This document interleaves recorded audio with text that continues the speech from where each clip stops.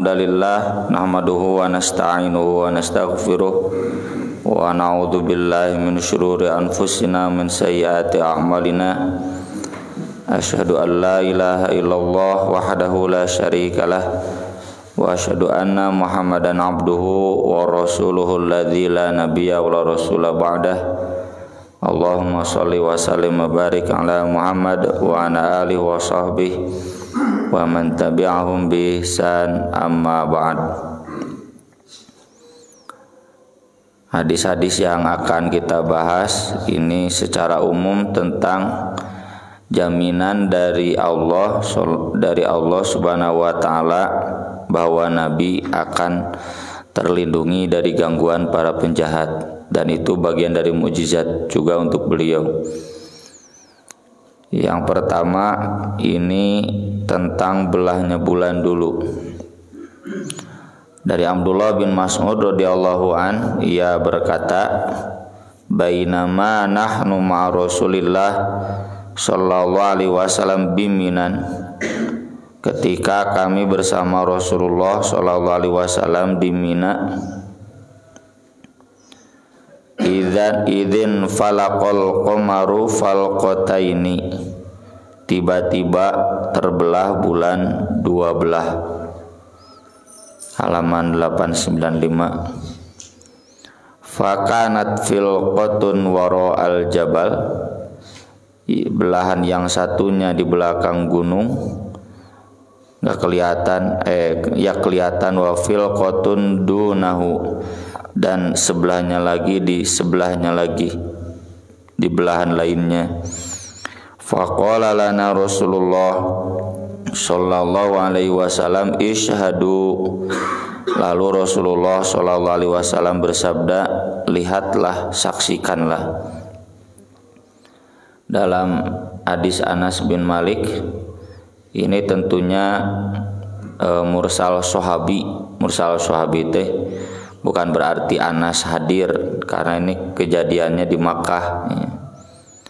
Anna ahla Makkah sa'alu Rasulullah sallallahu alaihi wasallam an yuriyahum ayah. Penduduk Makkah pernah meminta Rasulullah sallallahu alaihi wasallam memperlihatkan bukti bahwa beliau adalah nabi. Fa'arahumun shiqaqal qamar marrataini, lalu Allah memperlihatkan kepada mereka belahnya bulan dua kali. Tapi saya telusuri belum sampai ya pada menemukan dua kali itu kapan saja, apakah di Makkah dua-duanya atau satu kali di Madinah, walau alam. Cuma sementara ini menguatkan firman Allah di surat Al-Qamar, iqtarabatis sa'ah wa syaqqal qamar. Jadi ciri kiamat itu diutusnya Nabi kan di hadis, dan wang syaqqal qamar, bulan telah terbelah. Itu turunnya di Makkah, berarti kejadiannya di Makkah. Maka Anas bin Malik tentu tahu hal ini dari yang lain, dan kemungkinan besar dari Abdullah bin Mas'ud yang meriwayatkan di atas. Karena Anas kan baru masuk Islam, udah hijrah di Madinah, jadi pastinya tidak mengikuti, tidak menghadiri, tidak menyaksikan, tidak mengalami peristiwa ini. Sama seperti Anas bin Malik meriwayatkan Isra Mi'raj, itu pasti mursal sahabi. Ibnu Abbas meriwayatkan Isra Mi'raj, datang ngalaman langsung. Ibnu Abbas budak kene, ya, masih kecil, baru lahir.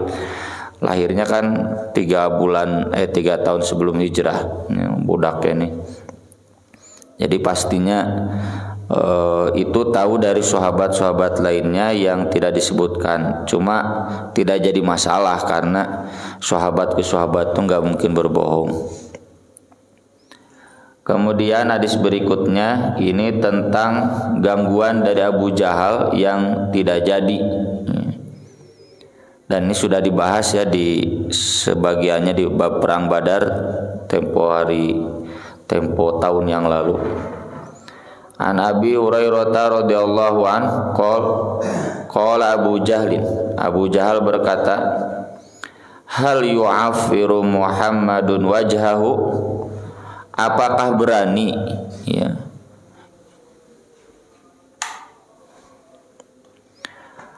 apakah berani Muhammad yu'afiru itu menyentuhkan wajahnya ke tanah, ya, sujud, ya. Berani Muhammad, tapi yu'afiru itu meremehkannya. Kalau sekarang ngaletakan tanah cenah, baina adhurikum, di tengah-tengah kalian.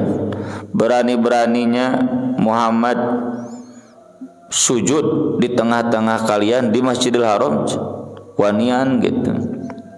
Maksudnya melakukan ritual yang berbeda dengan ritual yang ada di tradisi jahiliyah.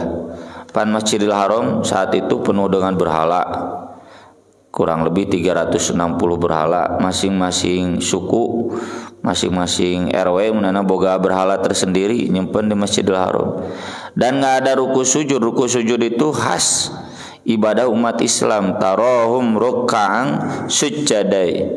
Jadi itu mah khas ruku jeung sujud mah.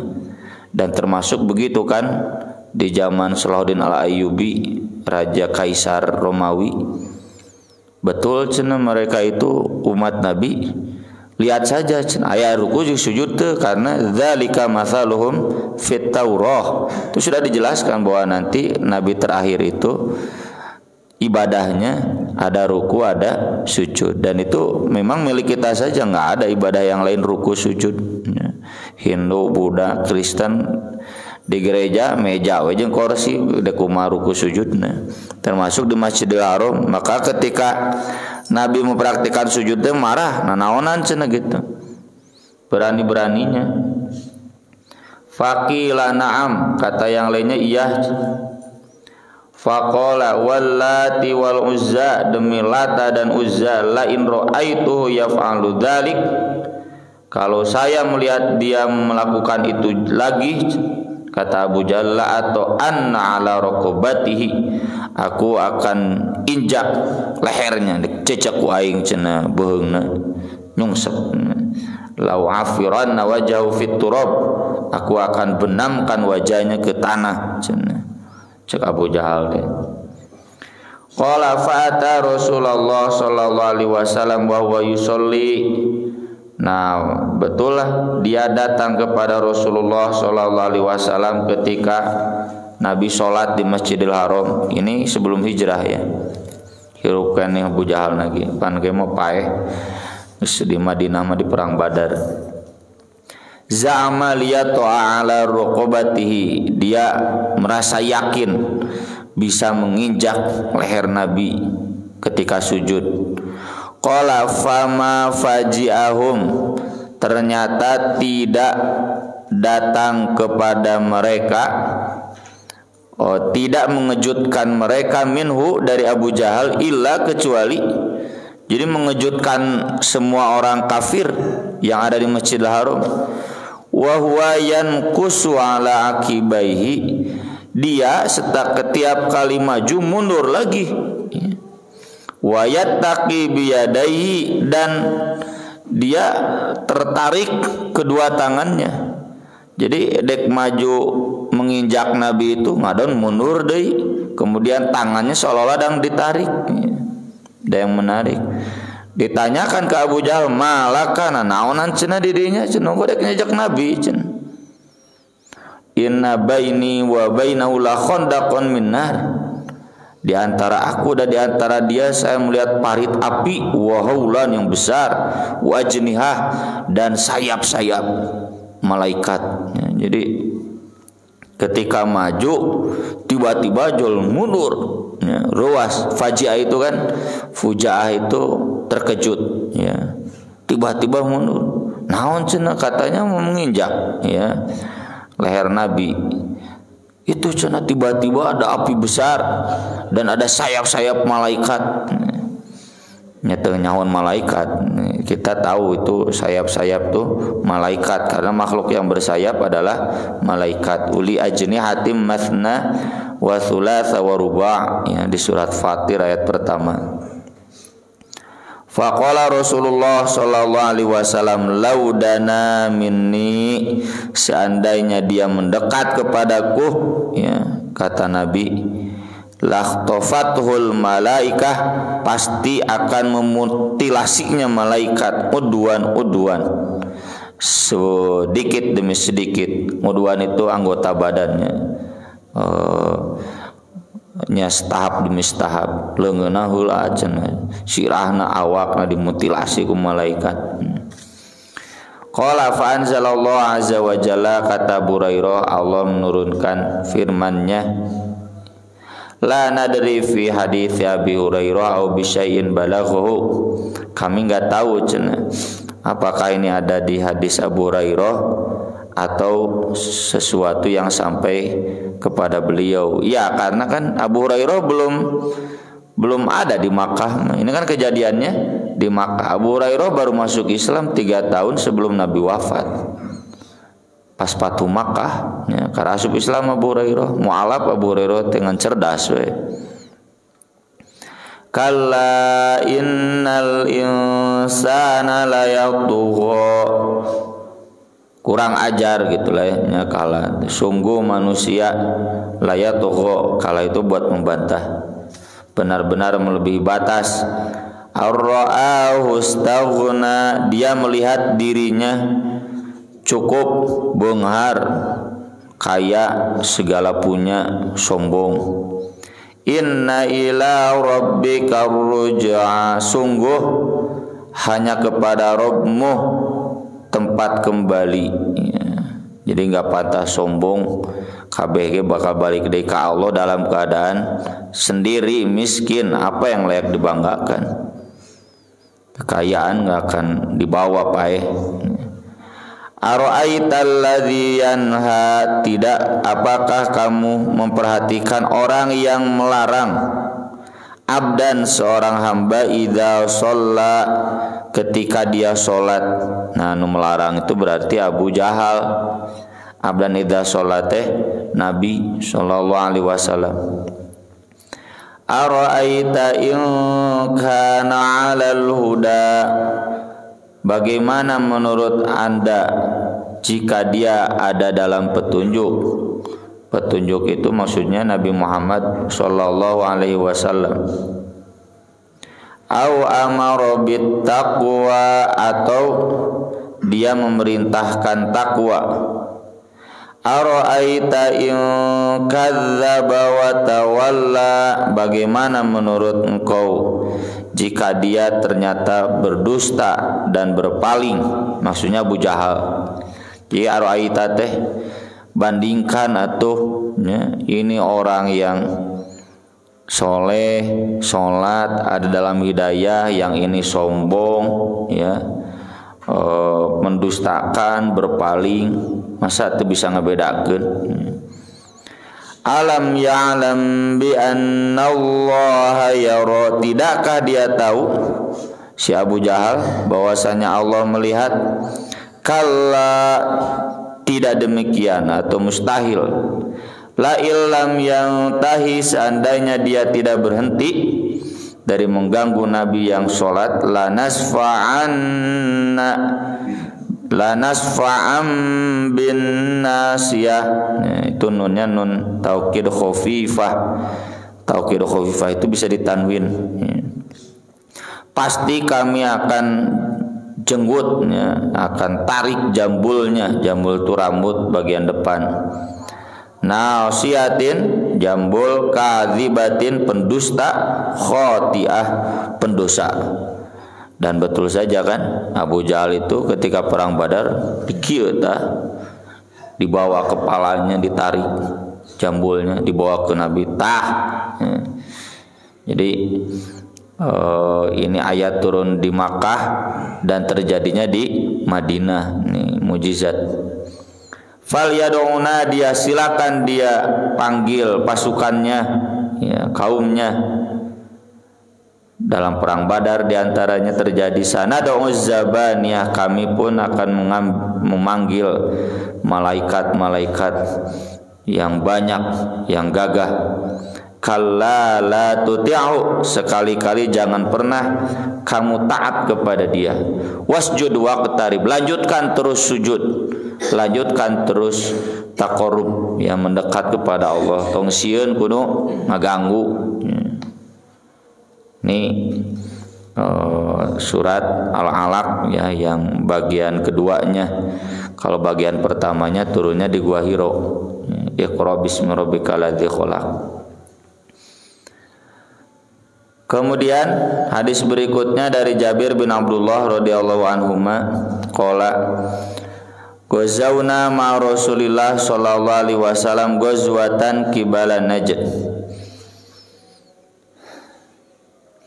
Kami berperang bersama Rasulullah sallallahu alaihi wasallam satu perang ke arah Najd. Fa adrakna Rasulullah sallallahu alaihi wasallam fi wadin katsiril idah.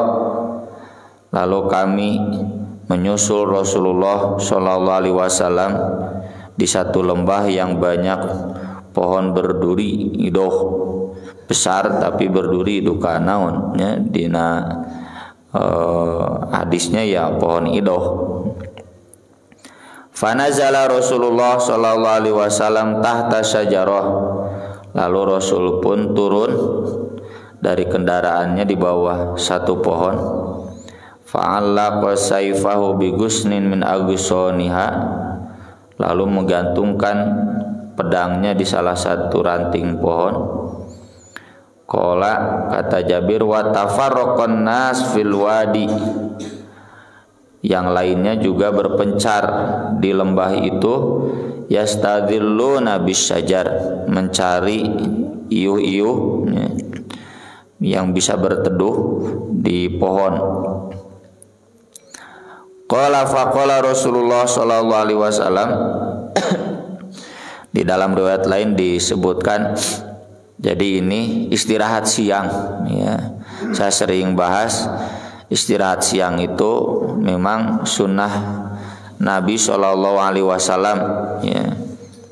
Meskipun sedang perang, sedang sibuk, ada dan istirahat siang itu kata para ulama tidak harus tidur, merebahkan badan untuk mengumpulkan tenaga itu juga qailulah ya, istirahat siang. Di Al-Qur'an juga disebut dalam 2 ayat, dan di negara-negara maju sudah dipraktikkan ya, di Google ya, di Alibaba.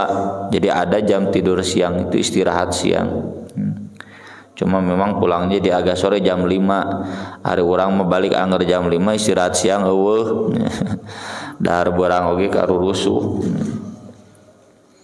Kenapa? Karena meningkatkan produktivitas. Kemudian kata Rasulullah sallallahu alaihi wasallam, dalam riwayat lain disebutkan Rasul berteriak memanggil sahabat pun yang sedang istirahat terkejut lalu menghampiri Rasul. Kata beliau, inna rajulan atani wa ana naimun. Ada seseorang yang datang kepadaku ketika tadi aku tidur. Ini tidurnya tidur siang. Fa akhadha saif, dia mengambil pedangku. Fastaiqadtu, aku pun terbangun. Wa huwa qaimun ala ra'si, dan dia berdiri di atas kepalaku. Falam ash'ur, aku tidak ngeh. Illa wasaifu sultan fi yadihi, kecuali pedang sedang terhunus, sudah terhunus di tangannya. Nangtung teh sebari nodongkeun pedang kana mastaka Nabi, ke kepala Nabi. Faqala li man yamna'uka minni, lalu dia bertanya kepadaku, siapa yang akan membela kamu dari aku? Qala qultu, kata Nabi, aku menjawab, Allah. Mantap ya, tenang. Tsumma qala fi saniyah, dia nanya, man yamna'uka minni? Qultu Allah. Qala fasya mas-saif, lalu pedang itu pun terjatuh. Faha huwa jalis. Nah ini orang itu nih yang sedang duduk ini bergetar ya. Ini dalam Riyadhus Shalihin Imam An-Nawawi memasukkannya dalam bab yakin dan tawakal ya. Orang kalau yakin keun we da maot mah iraha Allah nu apal ya, tenang we, tidak akan gelisah. Urang mah kakara geuring saeutik oge gelisah stres ya. Ini Nabi udah kasarnya nyawa udah di ujung pedang, tenang saja Allah, kalaupun mati nggak apa-apa ya. Dan dibalik itu tentu ini jaminan dari Allah yang tadi saya singgung, wallahu ya'simuka minan nas. Dan ayat itu kan turun di Madinah, sudah terbukti sebelumnya, diantaranya di hadis-hadis ini. Tsumma lam ya'rid lahu Rasulullah sallallahu alaihi wasallam, kemudian Rasulullah sallallahu alaihi wasallam tidak berpaling kepadanya, maksudnya dilapurkeun ya, sena indit ya, tidak kemudian dihukum atau bagaimana ya. Karena Nabi sallallahu alaihi wasallam berharap agar dia betul terpikat hatinya dan kemudian masuk Islam. Kemudian terakhir ini tentang Nabi diracun ya. Ada dua kali mungkin ya. Ada yang dari orang Yahudi laki-laki, ada yang dari perempuan. Nah, ini memang perempuan.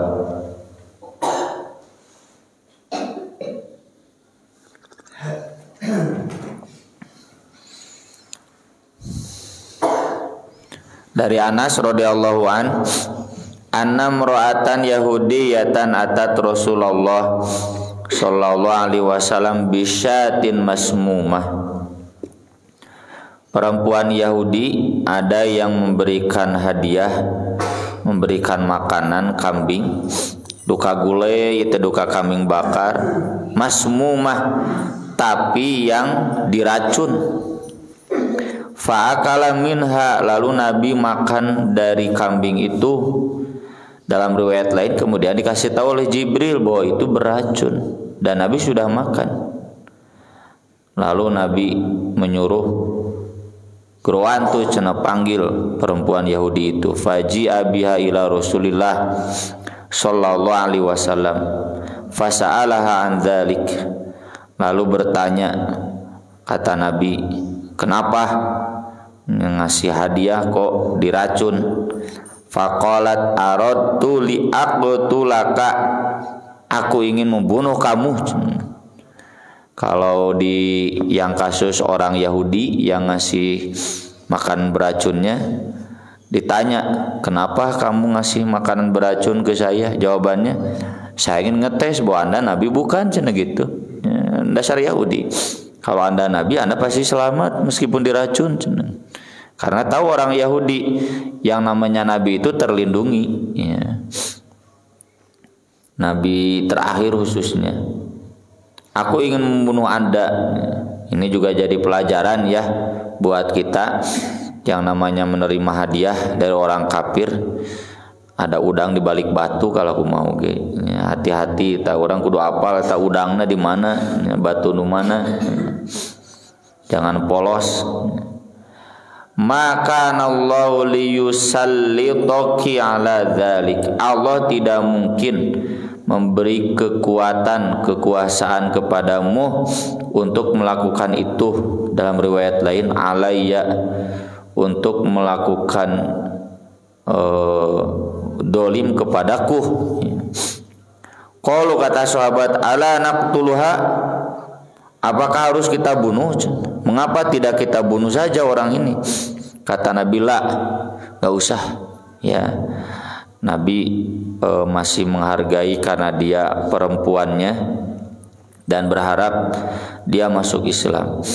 Qala fama ziltu a'rifuha, kata Anas, maka selalu aku mengenalinya fi lahawat. Kita terjemah didinya ngaconya. Lahawat itu ini yang menggantung merah di nalak-lakan nya, ufula naon bahasa Sundana ngagantung di lak-lakan, yang menggantung merah nya, naon tah namina bahasa Sundana, yang bahasa ilmiahna mah ufula nya. Jadi lahawat itu merah kan, merah ini mah hitam. Jadi kalau kelihatan Rasul ceramah, Anas itu sok memperhatikan ufula Rasul itu hitam semenjak diracun oleh perempuan itu. Ya, fi lahawati Rasulillah sallallahu alaihi wasallam.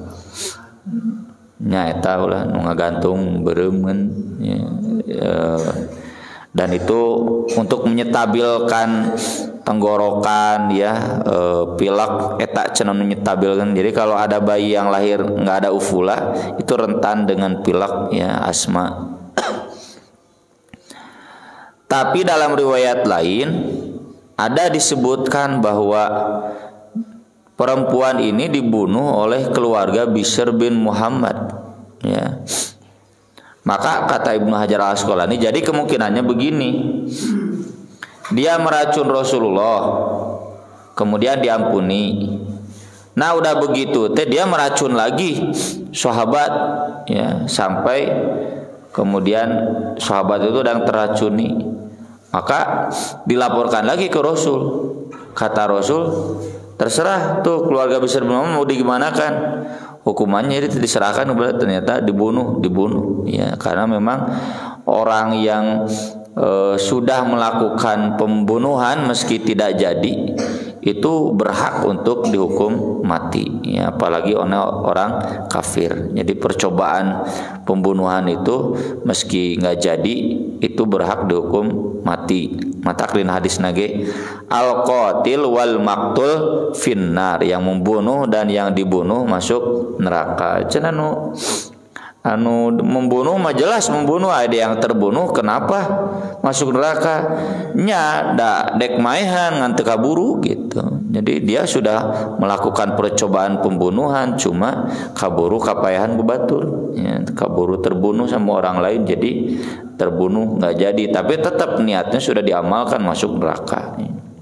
Ini diantara hadis-hadis yang menggambarkan mujizat untuk Nabi SAW. Beliau sebagaimana difirmankan Allah dalam surat Al-Maidah, wallahu ya'simuka minan nas, Allah akan menjaga kamu dari gangguan para penjahat. Aqulu qouli hadza wa astaghfirullah li wa lakum, subhanakallahumma bihamdik asyhadu an la ilaha illa anta astaghfiruka wa atubu ilaik. Wassalatu wassalamu ala Rasulillah. Wassalamu alaikum warahmatullahi wabarakatuh.